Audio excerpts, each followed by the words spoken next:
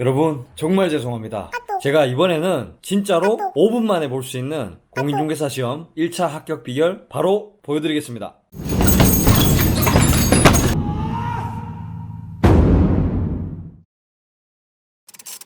세상을 훔칠 단기 합격 혹은 병행의 전략 2018년 12월 6일 오후 8시 반. 뭐지 이거?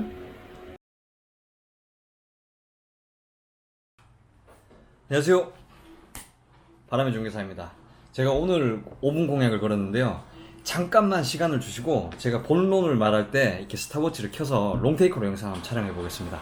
말을 빨리 해야 되니까 정말 긴장되는데 정말 여러 유튜버 분들 제가 존경의 말씀 올립니다. 자, 그러면 중개사 공부 관련 영상을 찾아보시는 분들, 중개사 컨텐츠를 찾아보시는 분들은 현직에 계시든지 아니면 공인중개사 시험에 대해서 어느 정도 아시는 분일 거라고 제가 가정을 하고, 기본적인 설명들은 제가 영상에다가 글을 남길게요. 뭐 시험에 관한 접수일자, 그리고 제가 여기 영상에 남지 못한 이야기들, 이런 거. 그리고 제가 아까 이 출력물에 관해서 말씀드릴 건데, 이 출력물은요, 제가 작년에 강남에 있는 중개법인에 근무할 때 중개업 보조를 하시면서 열심히 하는 동료분이 계셨는데 밤늦게 중개사 공부를 혼자 하고 계시더라고요. 그래서 제가 아는 선에서 좀 요약을 했거든요. 포인트만 찍어서. 그래서 내용은 사실 이 몇 장에 담을 수가 없는 내용들인데 어떤 거를 포커스 맞춰서 공부하면 좋을 것 같다, 이런 내용을 출력해서 제가 드린 거니까 필요하신 분들은 메일로 보내주시면은 세상을 또 훔친다고 했네요. 단기 합격 혹은 병행의 전략 땡땡 2마리 토끼, 이거 제가 보내드릴게요. 뭐 크게 도움되는 내용은 아니지만 필요하신 분들도 있을 수도 있으니까. 자, 그러면 제가 본론을 말씀을 드릴게요. 자, 시작하겠습니다. 자, 일단 공인중개사는 1차든 2차든 평균 60점, 꽈락 40점, 그러니까 각 과목이 40점을 넘으면서 평균 60점을 맞추면 된다는 소리예요. 그러니까 50대 70 맞아도 50점, 70점 맞아도 평균 60점이 되는 거고, 45점, 80점 맞아도 평균 60점이 넘는 거죠. 그러니까 꽈락을 면하면서 최대한 자신 있는 과목을 빨리빨리 공부하시면 좋은 겁니다. 그럼 민법. 자, 민법에 관한 내용들, 뭐 요걸 제가 구구절절 적어 놨는데 오타도 있고 내용이 사실 부실해요. 그래서 제가 설명을 드리고 필요하신 분들 보내드릴게요. 자, 민법은 제가 공부하면서 느낀 점을 두서없이 좀 서술을 했는데, 이 내용이 뭐냐면은 총칙을 아무리 읽어도 총칙을 집중해서 읽어봤단 말이죠. 재미가 있었으니까. 와, 법 신비롭고 재밌고, 민법은 약간 재산에 관련된 내용들이 많으니까 와, 내가 좀 법리적 사고에 맞네, 저는 이렇게 착각을 했었거든요. 근데 일주일 동안 제가 나름 민법을 열심히 보고 문제를 풀었더니 이게 어디 파트에 해당되는 문제인지도 모르겠고 비가 너무 많이 내리는 거예요. 많이 틀렸다는 소리죠. 그래서 왜 이런 오류가 날까 이렇게 보니 민법 문제의 대부분은 다툼이 있으면 판례 의향, 이게 많거든요. 근데 제가 제 경험에서 이거 막 적는다고 확인을 안 해보고 했는데 80% 정도라고 했거든요. 근데 작년 시험 기준으로 보니까 40문항 중에 총 27문항이 다툼이 있으면 판례 의향. 그러면 5가지 이 선택할 수 있는 번호들이 모두 판례에 관한 내용이라는 거죠.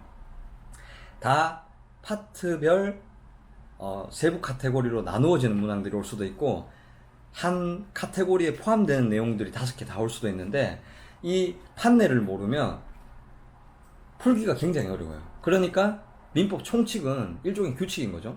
가위바위보해서 가위가 이기고 바위가 이기고. 근데 묵찌바로 갔을 때는 어떻게 한다? 묵찌바로 갔을 때는 이렇게 적용한다. 묵찌바 말고 이론들로 정했을 때는 이렇게 된다. 비유가 상당히 허접할 수는 있는데, 총칙은 규칙이고 판례는 실제로 있었던 사건의 판결이 났는, 그러니까 규칙을 적용한 방법이라는 말이죠. 규칙이 적용된 사례. 죄송합니다. 제가 시간 제한을 놓고 보니까.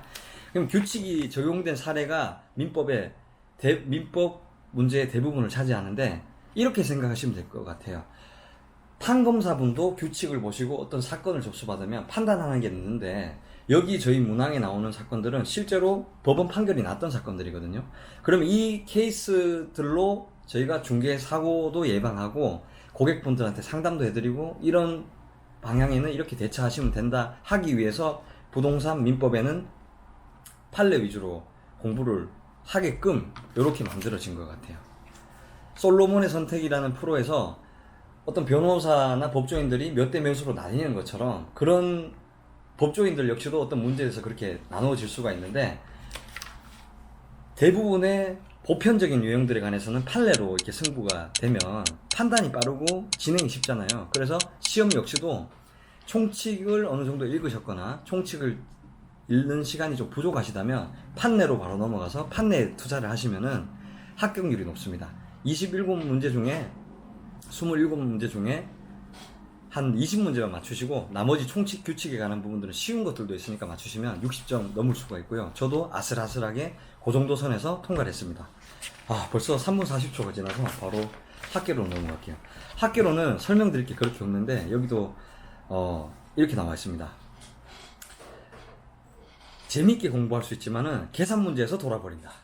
그리고 또 한 개 더. 학계론이 80문제 중에 1차 시험을 받으면 학계론이 먼저 나와요. 그 다음에 학계론 40문제, 그 다음에 민법 문제로 이렇게 바뀌는데, 저 같은 경우에는 민법 판례 위주의 학습법을 믿었기 때문에 민법을 먼저 풀고요. 그 다음에 학계론으로 넘어와서 문제를 풀었습니다.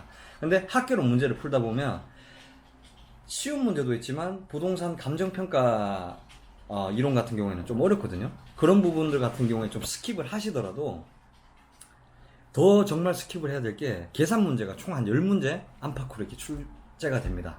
그러면 이거를 다 푸느냐, 계산기 들고 들어와서 쳐도 되지만은 계산기 실제로 사용하신 분 못 봤거든요. 저 같은 경우에는 그냥 풀 수 있는 간단한 계산 문제는 외우고 안 되는 거 그냥 버려버렸습니다. 네. 여기도 뭐 주택담보대출에 대한 퍼센테이지 그리고 얼마 정도로 이제 공식이 떨어지냐 이렇게인데 버렸어요. 버리고 어떻게 하느냐, 애매한 문제들은 그냥 넘어갔습니다. 국가에서 시행하는 시험들은 이 오지선다 중에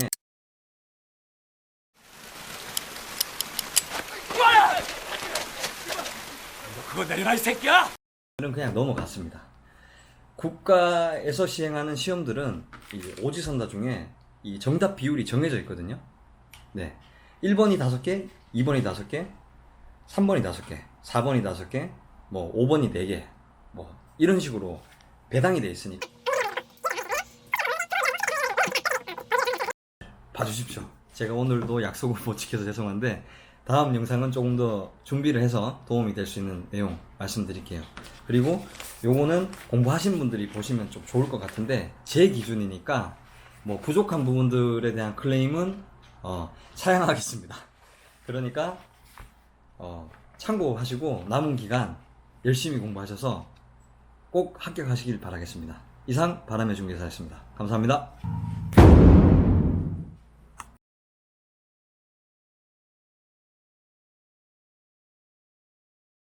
그런 꼼수를 저는 이용했습니다. 확신을 가지는 쉬운 문제들은 정확하게 집중해서 풀고 좀 애매한 것들은 별표 쳐서 풀 수 있는 계산 문제 풀고 못 풀겠는 거, 지문 긴 거 이런 걸 패스하고 그냥 번호 밀어서 놀랍게도 패스했습니다. 그래서 공부할 때 사실 시간이 한 달밖에 안 남아서 지금 5분 47초 지나고 있는데 조금만 더 할게요. 이거 이번에 통과 못하면 나는 어차피 그때 중개 보조원 생활을 하고 있어서 그런지 모르겠는데요. 어차피 올해 못 붙으면 내년에 하면 되는 거고 올해 1차를 붙는다면 내년에 좀 더 편리하게 좀 편안하게 2차 공부를 하면 되니까 그렇게 공부를 해서 중개사를 완성해야 되는데 그렇게 됐습니다. 막연하게 동차 합격도 좋지만 제가 첫 영상에서 말씀드렸던 것처럼 어떤 중개사가